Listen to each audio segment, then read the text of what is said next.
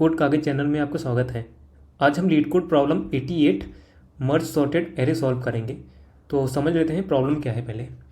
तो हमें इसमें दो सॉर्टेड एरे दिया गया है num1 और num2, ठीक है। और num1 का साइज़ बताया है m+n और num2 का साइज़ है n। और num1 में जो फर्स्ट m एलिमेंट्स हैं वो वैलिड हैं और सॉर्टेड फॉर्म में हैं, ठीक है, असेंडिंग ऑर्डर में ही है। और num2 में जो n एलिमेंट्स हैं सब वैलिड हैं और सॉर्टेड फॉर्म में है, ठीक है। तो हमें इसमें करना क्या है, हमें जो है num1 और num2 को मर्ज करना है और एक सॉर्टेड एरे बनाना है। और वो भी सॉर्टेड एरे जो होगा वो इन प्लेस बनाना है। इन प्लेस मतलब num1 जो दे रखा है उसका साइज m+n दे रखा है, ठीक है। तो मतलब जो num1 और num2 के जो जितने भी वैलिड एलिमेंट्स हैं वो सब इसके अंदर आ जाएंगे। तो इसमें जो है सारे सॉर्टेड फॉर्म में num1 में ही हमें डाल देना है, कोई एक्स्ट्रा एरे नहीं क्रिएट करना है, ठीक है। तो सारे सॉर्टेड एरे सॉर्टेड फॉर्म में इसमें डालना है और num1 को ही रिटर्न कर देना है, ठीक है। तो समझते हैं इसको करेंगे कैसे। देखो इसमें हमें जैसे ये num1 और num2 दे रखा है, तो अगर हम देखें, हम अगर लेफ़्ट टू राइट इसमें मर्ज करना शुरू करें, देखो हमें num1 में ही मर्ज करना है ना। अगर हम सोचें कि लेफ़्ट टू राइट हम जाते जाएं और num1 में ही हम कंपेयर कर करके छोटा सबसे छोटा जो होगा यहाँ डाल देते हैं, सबसे सेकंड छोटा जो होगा यहाँ डाल देते हैं। अगर हम ये सोचें तो आप अगर देखो यहाँ पे तो ऑलरेडी वैलिड एलिमेंट्स हैं ना, तो हमें हमेशा वो मतलब हमेशा रहेगा, खतरा रहेगा कि हम हो सकता है वैलिड की जगह पे ओवर राइट कर दें कुछ जो कि इनवैलिड हो सकता है डाल दें। तो अगर आप देखो हमें ऑलरेडी कुछ दे रखा है पीछे जो इनवैलिड जो दे रखा है, वैलिड तो हमारा जैसे यहाँ से यहाँ तक ही है ना, तो बाकी जो है एलिमेंट्स जो है जीरो ही है, ये सब वैलिड नहीं है। तो हम क्यों ना पीछे से ही इसमें फिल करना शुरू करें। सबसे बड़े एलिमेंट को यहाँ पे डाल देते हैं और यहाँ पे वैसे भी कुछ नहीं है, सबसे बड़ा एलिमेंट यहाँ आ जाएगा। और कंपेयर करेंगे, सबसे पहले देखो इन दोनों कंपेयर करेंगे, देखेंगे सबसे बड़ा यहाँ आ जाएगा। अगर जैसे ये बड़ा है तो ये पीछे आ जाएगा। अब 5 और 3 कंपेयर होगा, है ना।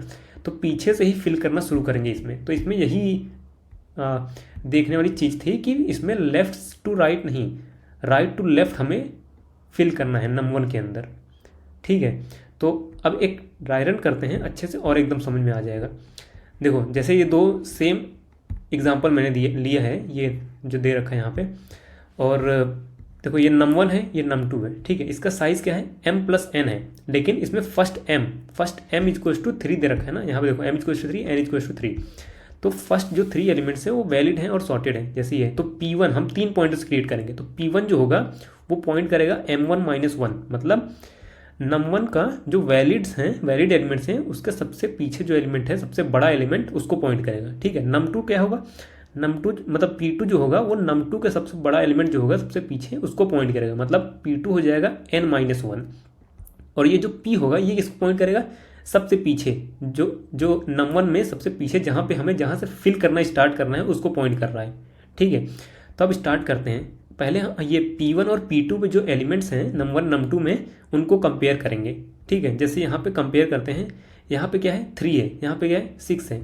दोनों में से जो बड़ा है वो जो है यहाँ पे आ जाएगा, ठीक है। यहाँ पे क्या आ जाएगा, यहाँ पे आ जाएगा 6।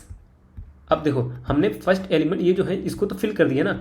अब ये जो है हमारा ये जो पॉइंट कर रहा है सॉर्टेड, सारे एलिमेंट को सॉर्टेड को जो पॉइंट कर रहा है ये एक डिक्रीज हो जाएगा। अब इसको पॉइंट कर रहा है ये, क्योंकि यहाँ पे तो हम ऑलरेडी यहाँ पे फिल कर दिए ना सबसे बड़ा जो था। देखो और एक चीज़, जैसे P2 में ये सबसे बड़ा था, तो अब जो है ये किसको पॉइंट करेगा, ये भी अब अपने अगले एलिमेंट जो मतलब पीछे राइट टू लेफ्ट जा रहे हैं, तो अब ये अगला जो लेफ्ट में है उसको पॉइंट करेगा। अब हम क्या करेंगे, अब P1 यही रहेगा, P2 को कुछ नहीं, मतलब P2 चेंज हो जाएगा, P1 सेम रहेगा। अब देखेंगे P1 जिसको पॉइंट कर रहा है और P2, फिर से इन दोनों को कंपेयर करेंगे, ये 3 है ये 5 है, ठीक है। अब कौन सा बड़ा है, 5 है।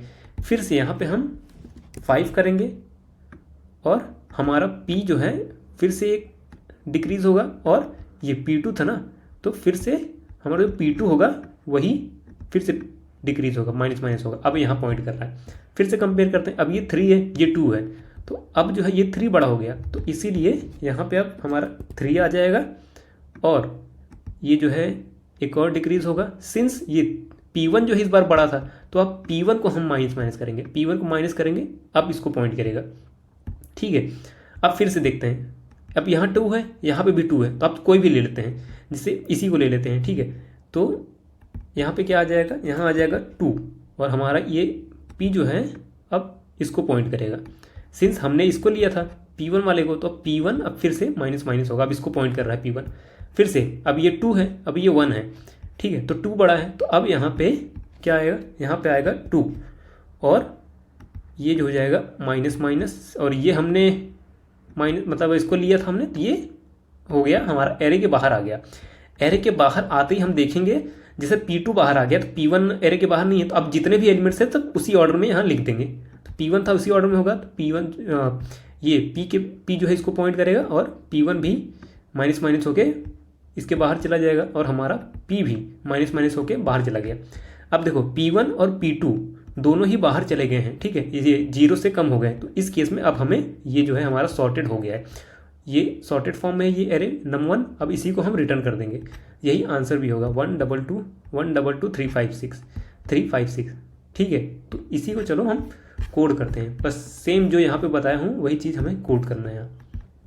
तो स्टार्ट करते हैं, P1 क्रिएट करते हैं। P1 क्या होगा m-1, P2 क्या होगा n-1, P क्या होगा m+n-1, ठीक है। अब हम फिल करना शुरू करते हैं पीछे से, while P2 greater than equals to 0 है, जब तक P2 मतलब जब तक ये जो num2 में ये P2 जो है हमारा 0 से बड़ा है तब तक हम फिल करते जाएंगे, ठीक है। हम चेक करेंगे अगर हमारा P1 greater than equals to 0 है, मतलब out of range out of bound नहीं गया है, और nums1 पे जो P1 पे जो एलिमेंट है वो बड़ा है nums2 के जो P2 पे है, ठीक है।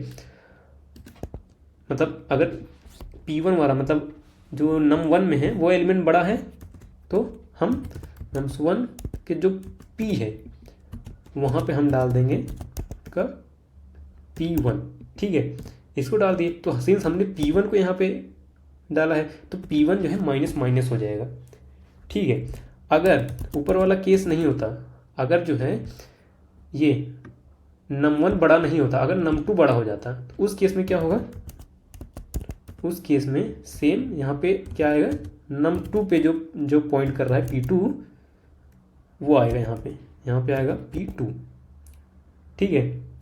और इस केस में P2 माइनस माइनस होगा, ये दो चीज़ हो गए। और जो है हर बार हमें जब भी हम यहाँ पे रिप्लेस कर रहे थे P भी हमारा माइनस माइनस हो रहा था ना, तो एट दी एंड हम यहाँ पे P भी अपना माइनस माइनस करते जाएंगे, और यहाँ P1 P2 तो माइनस माइनस हो ही रहा था, ठीक है। तो इतना ही करना है इसमें, इससे हमारा num1 जो है एट दी एंड हमारा num1 सॉर्टेड हो जाएगा सारे एलिमेंट से। रन करके देखते हैं एक बार, सबमिट करते हैं, सबमिट भी हो गया। तो इतना ही था इसमें। वीडियो को देखने के लिए आपका बहुत बहुत धन्यवाद, और चैनल को सब्सक्राइब जरूर कर लें। Thank you so much.